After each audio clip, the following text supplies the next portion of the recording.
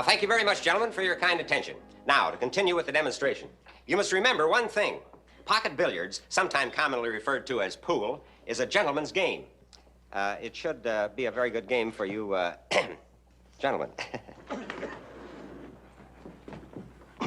Now, for my next shot, I would like to demonstrate one that requires all the science and skill of this wonderful game.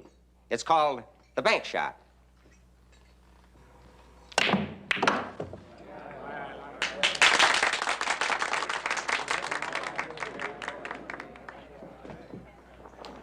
That fellow there sold me the table. He's going to be staying in town a couple of weeks to demonstrate and give some lessons. Hey, Hoss, why don't you give it a try? Oh, no, Sam, come on. It looks a little fancy for me. Oh, come on, Hoss, try it. You heard him, Sam. Besides, didn't you hear the man say it's a gentleman's game? Big game back east. That's where they invented it. Your pardon, sir. For your information, the game of pocket billiards is not only a most honorable one, but a very ancient one to boot. Certainly, it was known in Shakespeare's day. Is that a fact? Oh, yeah.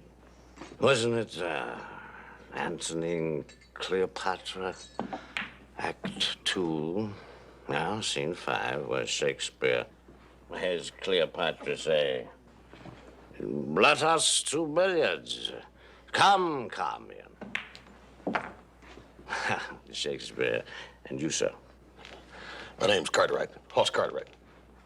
I know. Mr. William Shakespeare and Mr. Hoss Cartwright. My name is Parker, Whitney Parker. At times my friends call me Whit. And upon other occasions, my legal opponents call me Half-Wit.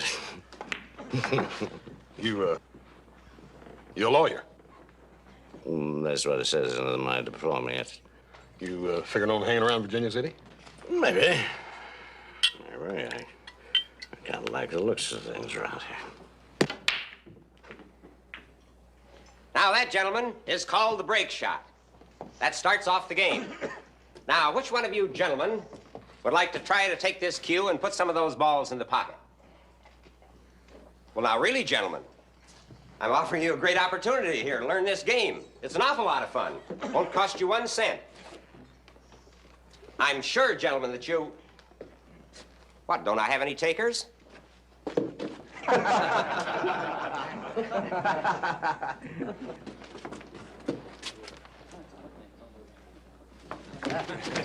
I'm giving 2 to 1. He doesn't even hit that little ball with a stick. How about it, Cartwright?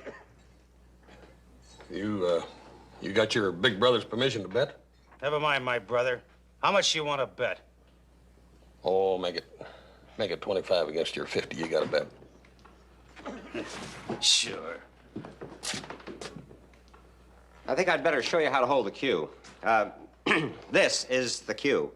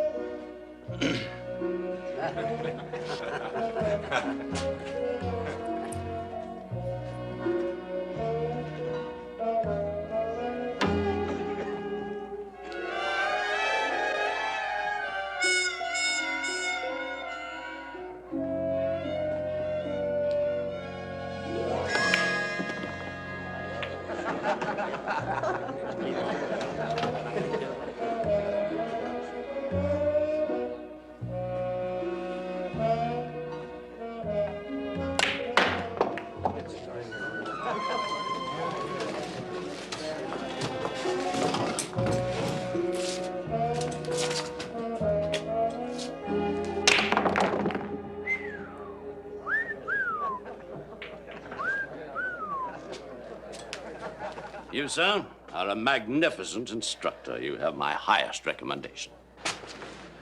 $50, Mr. Durfee. You and this tin horn are in cahoots. You're nothing but a dirty swindler, Cartwright. The bet's off.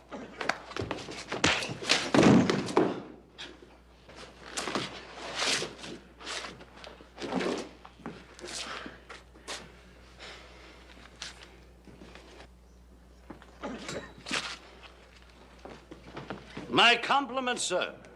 A beautiful break shot with nature's own cue stick. If you should ever need any legal advice, Mr. Cartwright, feel free to call on me. For you, my good man. Bye. Keep the change. Gentlemen, good day. Let's hope you'll never need a lawyer that bad, Hoss.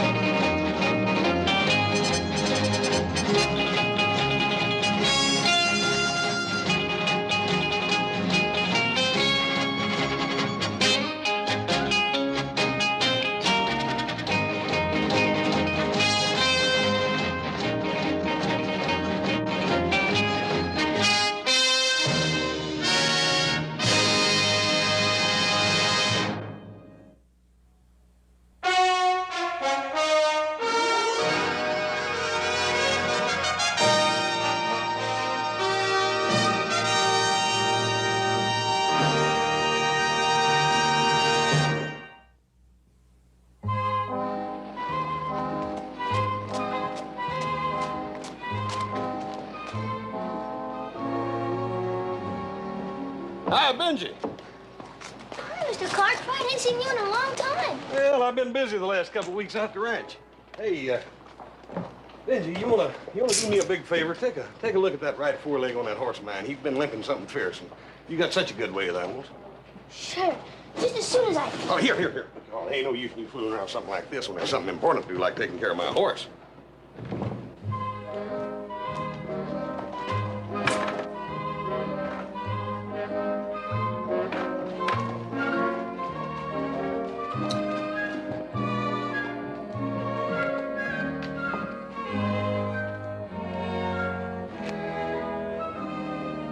Can't find nothing wrong with him, Mr. Cartwright. I'll be dead. Well, the old son of a gun's kind of moody, Benji. I reckon he's just in a mood to limp. I'll walk it out of him. Look at him. What I tell you about his being moody, see, now he's in the mood to walk. Mr. Cartwright, you think I'll ever be big and strong like you? I don't know, Benji. That sort of depends on how big your folks was. My pa sure ain't big. My grandpa, he was a real big un, they say. Monstrous. Well, in that case, Benji, if you'll concentrate on it real hard, I'll bet you one of these days you'll make it. I'll sure try, Mr. Cartwright. I'll bust my britches trying. Well, I gotta go now. Bye-bye. So long, Benji.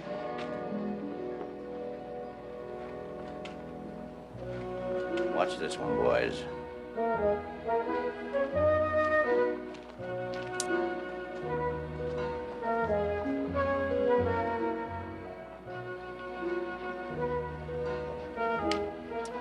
And now I shall demonstrate a shot executed in the most difficult manner possible. Watch carefully.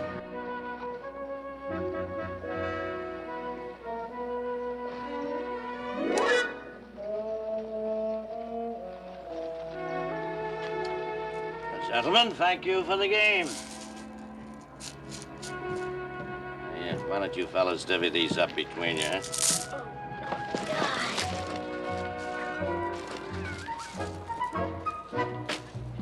How doing, Mr. Cartwright? Howdy, Mr. Parker. How are you, sir? Pretty fancy shooting there. Huh? Oh, well, I see you hung out your shingle already. yes, I thought I'd stay around for a while. Oh, by the way, that offer of mine still holds good. I think I can always manage to squeeze in another client. Yeah, well, good. I'm in need of a little advice, as a matter of fact. I just been called as a witness on a lawsuit. That's so. Come on in, tell me about it.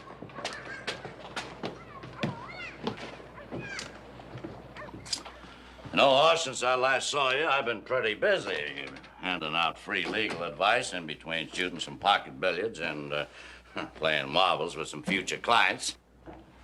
You don't even keep the marbles. That ain't no way to get rich. Oh, no. Hold on. All my advice isn't free.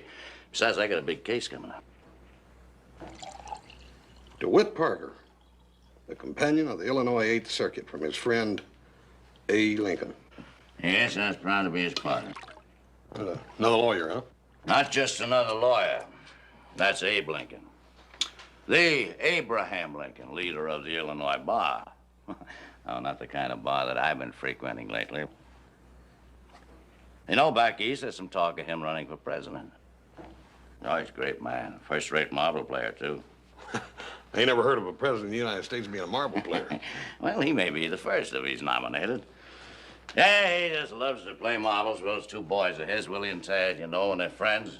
Bowls a good game of 10-pins, too, with those long arms of his, you know? Well, what else is he good at besides marbles and 10-pins? Well, one thing, he'd tell you a joke, make you split your sides laughing. Well, take it from me. A man like that ain't gonna never be president of the United States. He ain't serious-minded enough. The president's gotta be serious and smart. Oh, he's smart, all right. He's smart, it's just that, he uses a joke maybe to illustrate a point, you know, like when he and Mr. Stephen Douglas having those debates back in Quincy, you know, when they both running for United States Senator. I remember one time he said, Mr. Douglas, he says, that argument of yours is about as measly soup you'd get from boiling the shadow of a pigeon that's been starved to death. That is a good one. Hoss, I brought you in here to talk about your case, and here instead I'm talking about Mr. Lincoln. I'm afraid that's an old habit of mine. Sort of nasty business. It involves the Durfee brothers. The Durfees? Yeah. Remember that feller that tried to welch on that bet with me in the saloon that day when me and you first met? Yeah, I know the Durfees. What about them? Well, that one's Ev. Now, he ain't nothing but a bully. But his brother Flint, he's a smart one. Sometimes a little bit too smart. For years, he's been trying to wrangle the water rights off of old Nat Sheldon. And those water rights are about the only thing that was worth leaving that Nat left his family. And now, Flint Durfee's trying to steal them from him. Steal them? Yeah, that's a pretty strong statement, Hoss. Well, not in this case, it ain't. See, I know Flint Durfee. Flint Durfee's hired me to be his lawyer. You got yourself a pretty rotten case then, Mr. Parker. I'm not the kind of lawyer who's going to get mixed up in anything shady. You have now. Well, now, you seem to know more about this case than I do. Yeah, I probably do. Look, Mr. Parker, about 3 weeks ago, I rode out to Nat Sheldon's place. Nat's been sick for several days. I found him laying there on the sofa in his parlor with a pen still in his hand. And Flint Durfee pocketing a piece of paper while his brother Ev looked on. That piece of paper signed over the water rights to the Sheldon place to Flint Durfee for nearly nothing. He'd been sick. He was clear out of his head. Now old Nat's dead, and Flint Durfee's watering his herd on the Sheldon place. Tomorrow, I'm gonna be in court backing up young Nat Sheldon's case against that fraud.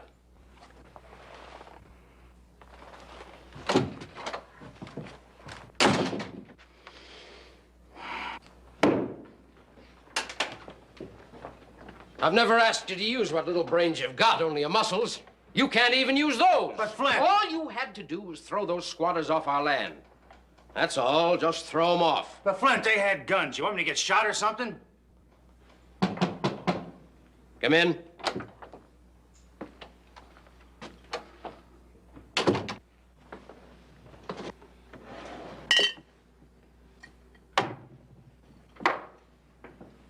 Have a drink?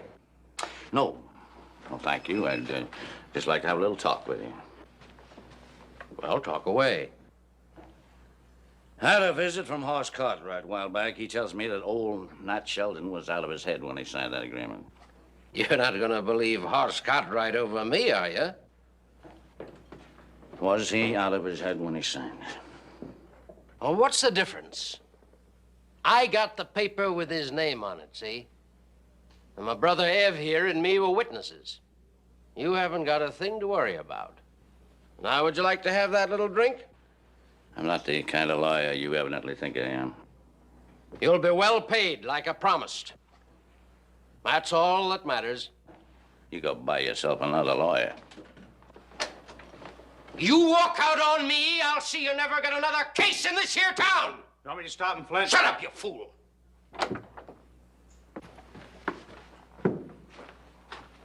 I'll tell everybody I threw you off the case because you were too drunk to handle it. Do you hear me? Drunk! Drunk! Drunk!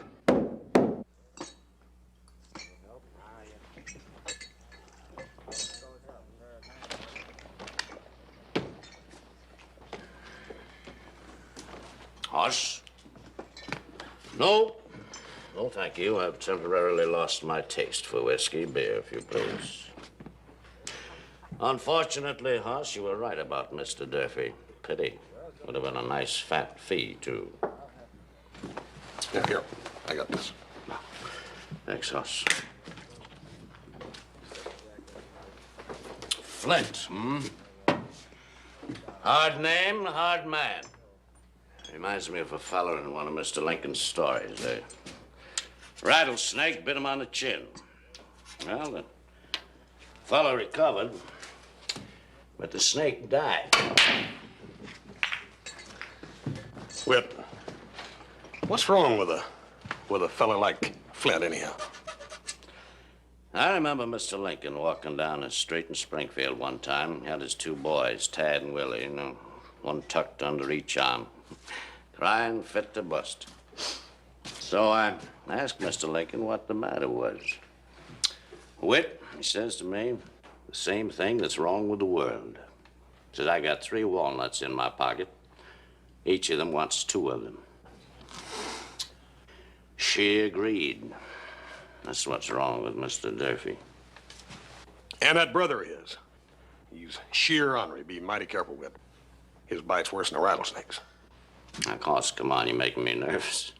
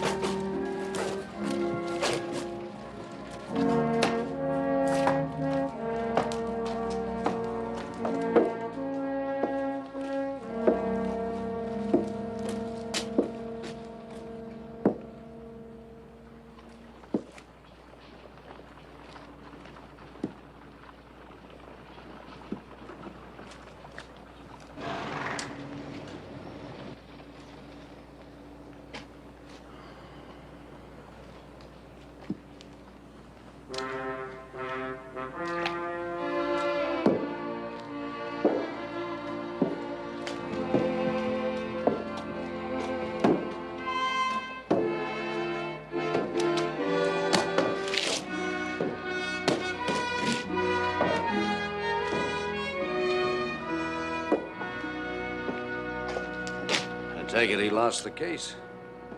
Look, Whit, why'd you let them 2 buffalo you like that just now? Buffalo me.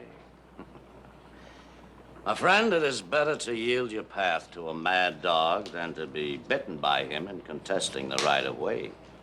Besides, killing the dog wouldn't cure the bite, now would it? It sounds like some more of that talk from your friend, Mr. Lincoln. The fact of the matter it is. Well, you don't back down from a man. Hoss, you don't think I took that childish performance of Durfee's seriously now, do you? Look, Whit, Flint Durfee ain't no child. You can't be afraid or weak. Not and survive, not out here. See, I gotta be running. Oh, how about you and me playing a little pocket buddies? Huh? Come on, I'll teach you the game. I got a bunch of business I gotta take care of with. Tonight? Well, I'm gonna be busy tonight, too. I'm leaving town in the morning. I'll see you. All right.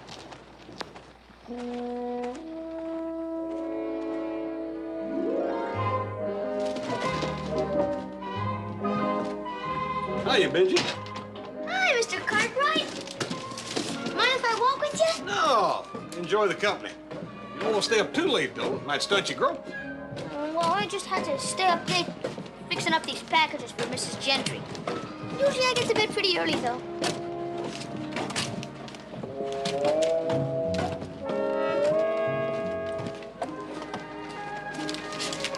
I think I just grew some since last week, don't you? Yeah, as a matter of fact, I think you grew something right then.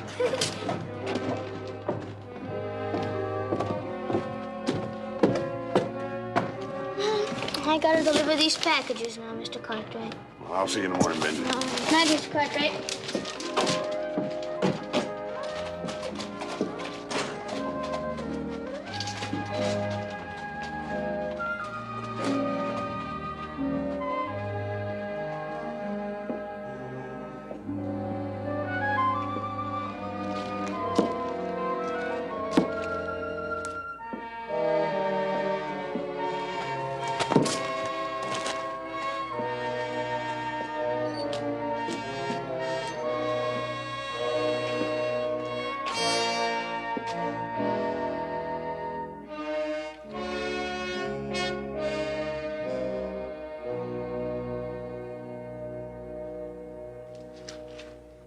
Let me by, Durfee. The street's plenty wide. Get out of my way. I'll take care of him, Flint. No!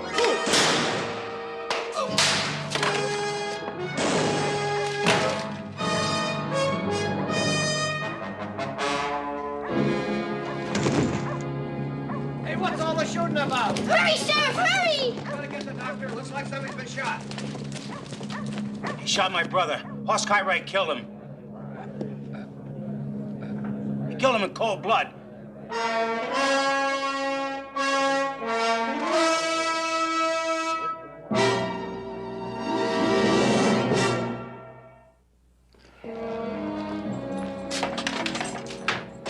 There you are, Ben.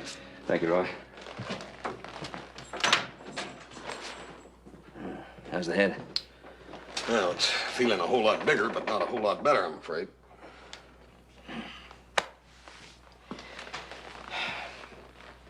Boss, I'm not going to be able to get you out on bail. Ev Durfee made it hard all around. Even got him to get an outside prosecuting attorney. Who? Byron Evans of Carson. Oh, boy.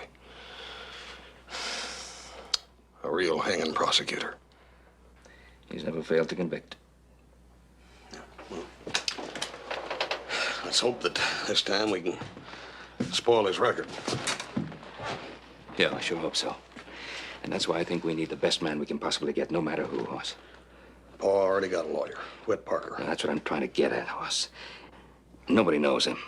You hardly know him. He's a stranger whose best friend is a bottle. Well, that's one that Ev Durfee started. Look, Hoss, now you know very well that it's hard enough for a lawyer to try a case when he's sober. And Mr. Parker is a hard drinker. Isn't he? Paul, all I know is that Whit Parker ain't gonna let drinking get in the way of doing the best job he can for me. Paul, he's smart. He's real smart. If I'd listened to his advice, I wouldn't be here now. Hoss, I'm talking about your life. We can't risk this man. That's right, Paul. It is my life. And that's why I need to have the choice in deciding who's gonna defend it. Look, Paul, he's heard my side of it, and he says we got an easy case. Easy case. No murder case is easy. It needs intelligent handling. It needs a man. Paul, Whit Parker ain't a nobody like you think. Back in Illinois, he was a very important lawyer. One of his best friends is Abraham Lincoln. You've heard of him, ain't you? Yes, I've heard of him. If Mr. Parker was such a big and important man back in Illinois, why did he leave there to come out here? Why?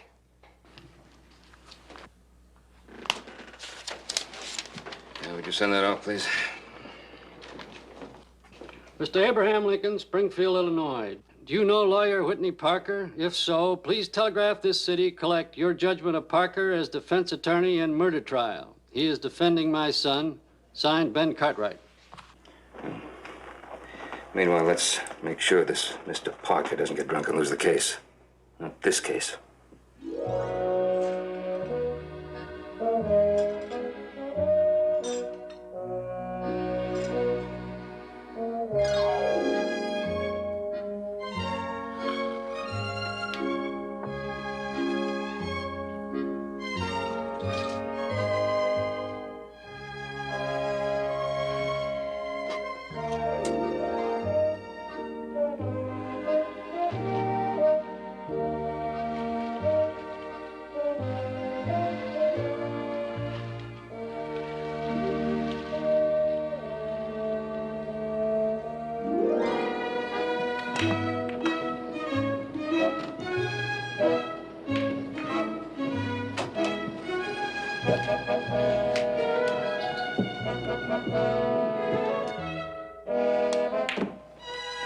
Whit? That's Byron Evans, the special prosecutor. I'd, like to get to meet him over a game of pocket billiards. Never does any harm to get to know your enemy. Your enemy's inside, all right, but it's in a bottle. Madam, I don't need a nursemaid. Let's just keep walking, huh?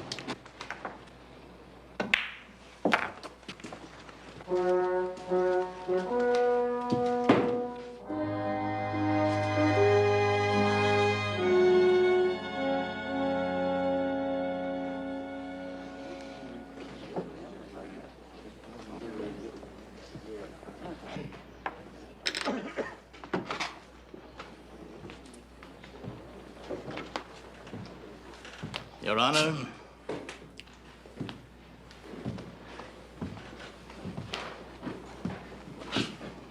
gentlemen of the jury, this is a crime so heinous, so dastardly, as to freeze the very marrow of your bones. The prosecution will prove that the defendant, Hoss Cartwright, did, without provocation, with malice aforethought, and with premeditation, shoot and murder an unarmed victim. The unfortunate Flint Durfee. A person so ill-treated by fate that he had to use a cane to support his poor, crippled body. We will show that when Flint Durfee's heroic efforts to fend off his brutal assailant with his staff, his cane, his crutch, as it were, failed, the end was merciless, cold-blooded, black-hearted murder by the miserable assassin sitting there.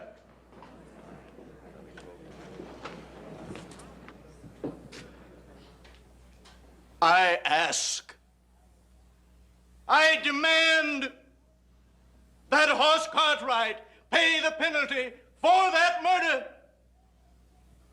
that he be hung by the neck until he is dead, dead, dead.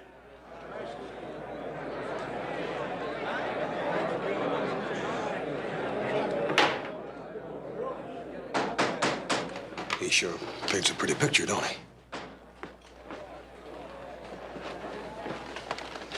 Any word from Mr. Lincoln? No, not a word. I just came back from the telegraph office. Nothing. He probably thinks the whole thing's a hoax. He's never heard of Parker. Just try to convince Hoss of that. Say this, if we don't hear pretty soon, I'm gonna get another lawyer, whether Hoss likes it or not. Your Honor, gentlemen of the jury, I should like to compliment the prosecuting attorney on his fine display of eloquence.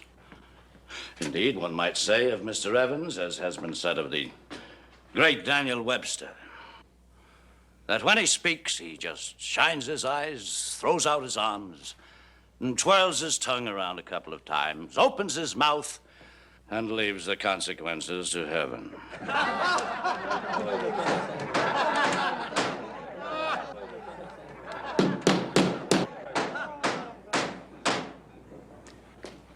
And now, if you'd be gracious enough to overlook my lack of eloquence, we shall prove that since my client, Hoss Cartwright, is innocent, the only other person at the scene of the crime other than the deceased is guilty. Ev Durfee.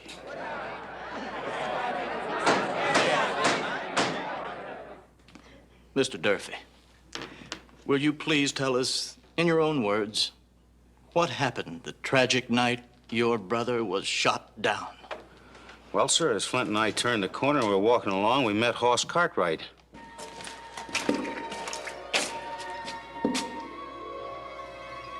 Let me by, Cartwright. Street's plenty wide, Durfee. Out of my way, Cartwright! What are you gonna do? You gonna hit me with that cane, Flint? It's about time somebody's teaching you a lesson. I'll take care of him, Flint. No! Fool! He shot my brother. Hoss Cartwright killed him. And that's the living truth.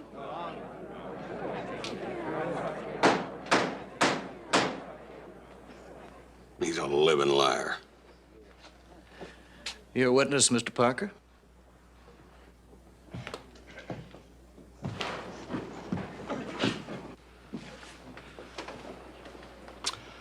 Mr. Durfee, is it not true that for years your brother used you as a sort of protector?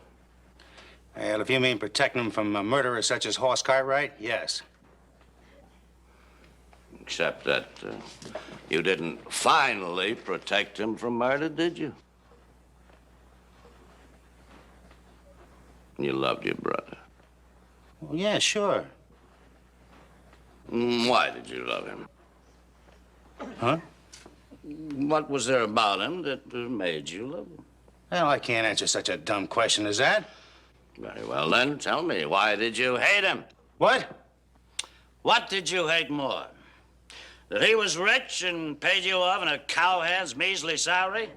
Or that he was smart and he was contemptuous of your ignorance? That he commanded and you groveled? What did you hate most? Tell me. I see here, Your Honor. That is an unfair question, Mr. Parker. The witness need not answer. No more questions. What? Call horse cart right to the stand. And then? Well, then I did sure enough meet up with Flint Durfee, just like his brother said.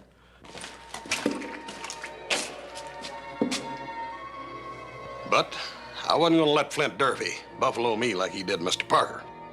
Let me by, Durfee. The street's plenty wide. Get out of my way. I'll take care of him, Flint. No! When Flint hit me with his cane, my gun went off in the air and I almost blacked out. My head cleared and I saw that Ev had shot his brother. That's the way it really happened. Thank you, Hoss. Your witness? No questions. Very well, Hoss. You may step down. Your Honor, gentlemen of the jury, we now have one man's word against another. But there was a third witness to the murder.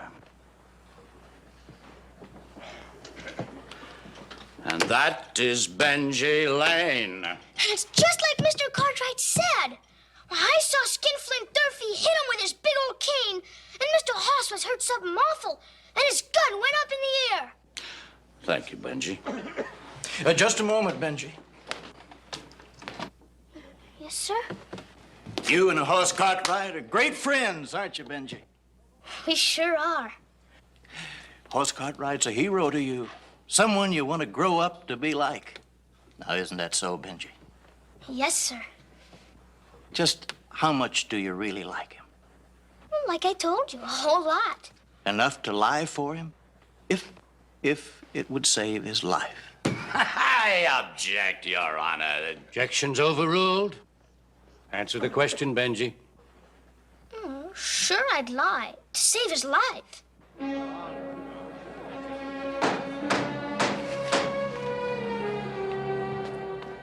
But, Benji, when you told your story on the stand here just now, you didn't lie then, did you? No, sir. I told exactly what I saw. Good boy. Good boy.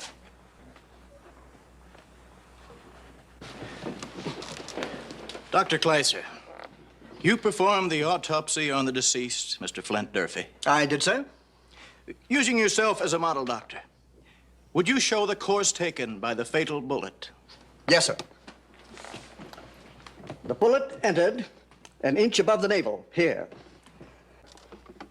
And it lodged an inch to the right of the fifth lumbar vertebra, here. About 5 inches lower. Note that, gentlemen. Then what direction did the bullet take, Doctor? Why, downward, of course. Cartwright and his victim were both in an upright position. The gun was slanting down when fired. I object, Your Honor. That is an opinion of the witness. On the contrary, it is incontrovertible evidence. If, as counselor contends, Mr. F. Durfee shot his brother, the course of the bullet would have had to have been upwards. But it didn't go up. It went down. Down, gentlemen, down. Proving that Hoss Cartwright is not only a liar, but guilty of unprovoked attack and cold-blooded murder! Order! Order in the court! Order! Order! Order! Order in the court! Order! Order! Order in the court! Order! Order! Order in the court!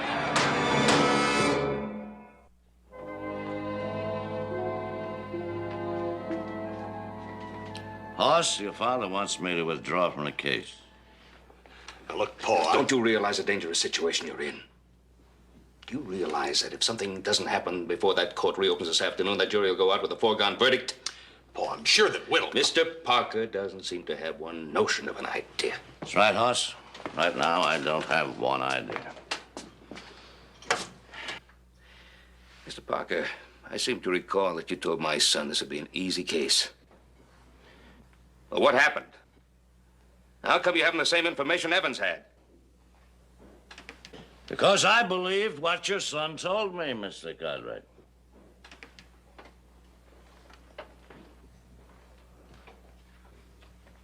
Whit, don't you still believe me? Yes, Hoss, but... Well, maybe when Flint struck you, you fired at him without really knowing. No. No, I was dizzy, but I wasn't that dizzy. My gun went off in the air. Yeah, well, maybe a new lawyer will be able to come up with something. I don't want a new lawyer. Hoss. Stick with me. I think maybe it's time I told you what happened with Mr. Lincoln and me. He was traveling the 8th Judicial District, you know, and he shares his cases in different towns with different lawyers. I was his associate in Clinton, Illinois. We were trying an important case. Mr. Lincoln had to leave town before we finished, so I took over on my own. And then some trouble come up at home. I went out and got roaring drunk. First time ever, you know, but while I was working. That is, I made a spectacle of myself.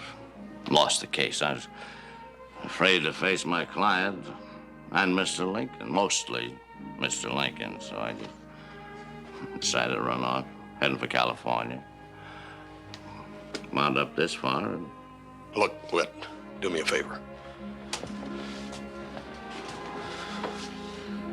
Don't run away this time. Hoss, believe me, you'd be much better off with some other lawyer.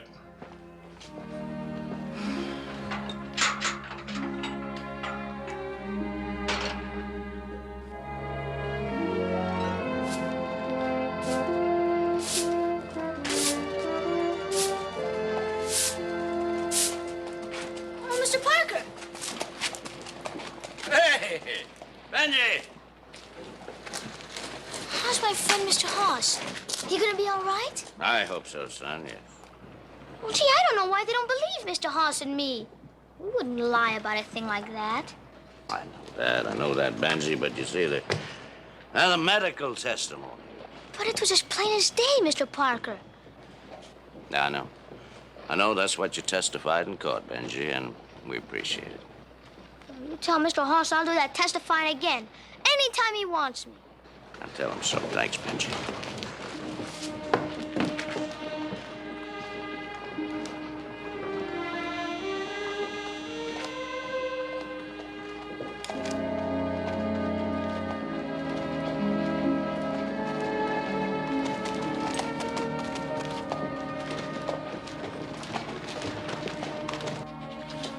Mr. Parker? I'm whiskey, but... Mr. Parker, are you sure? I'm sure.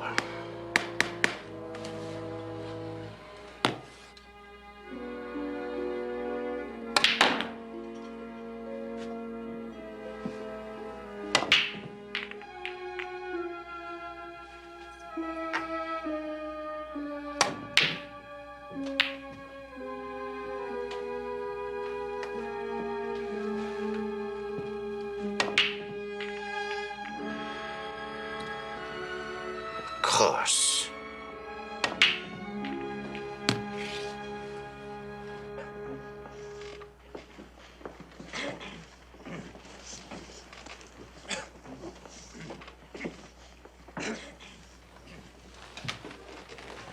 Your Honor? Yes? Your Honor, I'd like to make a request. Well, what is it, Mr. Cartwright? I'd like to request a little time to hire a new attorney. Mr. Cartwright!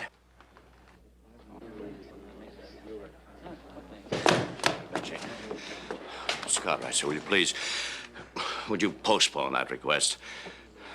Well, Mr. Parker, you voluntarily withdrew from... I know. I know, sir, but I have an idea. I realize your son's life is at stake, but do you think you could give me one more chance?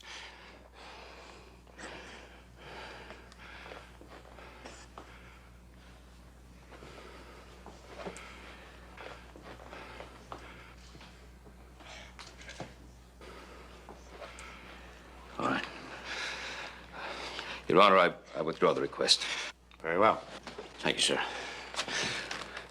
Your Honor, I have a request that I believe essential to the defense. What is it, Mr. Parker? I request that the billiard table in the Silverado Saloon be brought into this courtroom. I object, Your Honor, at this indignity. But this is a trial, not a circus. Your Honor, Horse Cartwright has more than mere dignity to lose. I beg that you grant my request.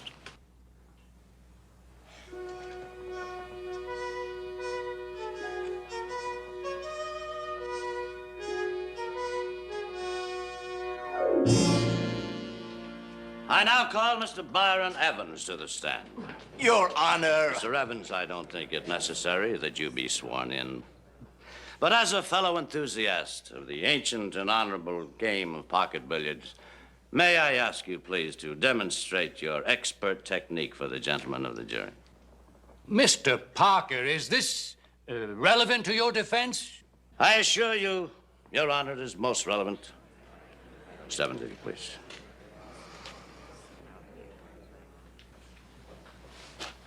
By all means. Thank you.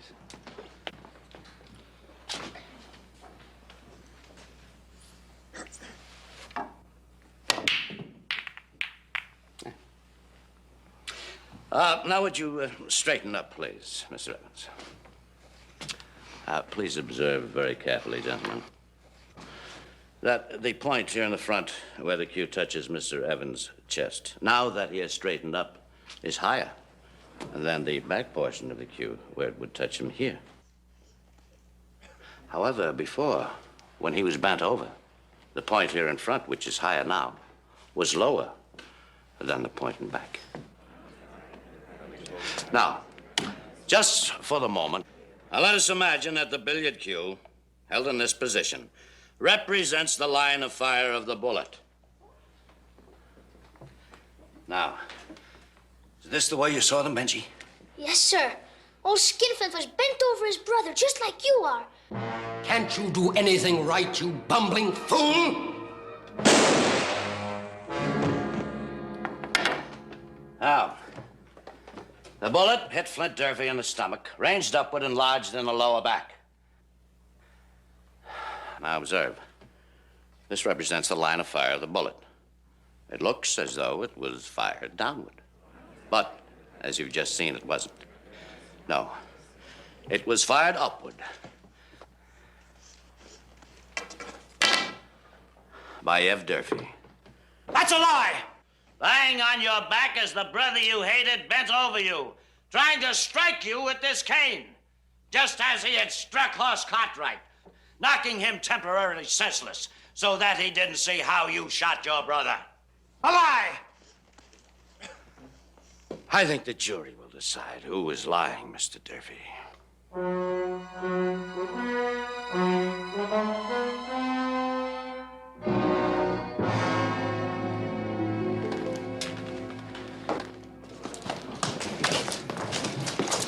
Thanks.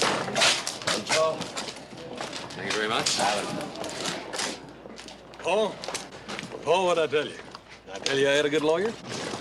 Yeah, you sure did. I was wrong, and I'm sorry. Parker, again, I just don't know how we can thank you, all of us. You'll get your chance, Mr. Cartwright, when I send you my bill. Mr. Cartwright! Mr. Cartwright! Mr. Cartwright! Yes, Benji? This telegram just came for you. Oh, Mr. Bartlett asked if I'd give it to you. thank you, Benji.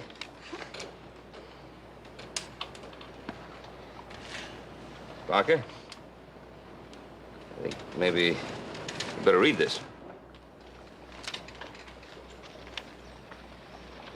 Just returned from out of town. Replying to your inquiry, my friend Whitney Parker is a first-rate attorney. I would still trust him to defend my life. Tell him I have some cases needing his rare talents. Hey, Lincoln. You know, Mr. Parker, you probably have more cases in this town than you can shake a shingle at. We sure be happy to have you around. Thank you, Mr. Carter.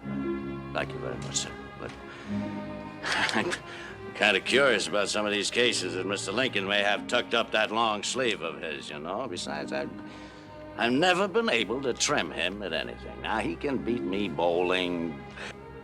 Marble shooting? Marble shooting, yes. I'd like to get him into one game where I know I could beat him. Like pocket billiards. Well, it did save an innocent man's life, didn't it, Hoss? Seems to me that would be one argument he couldn't resist. Benji, is that Mr. Bartlett friend of yours, huh? I'm gonna send me a telegram.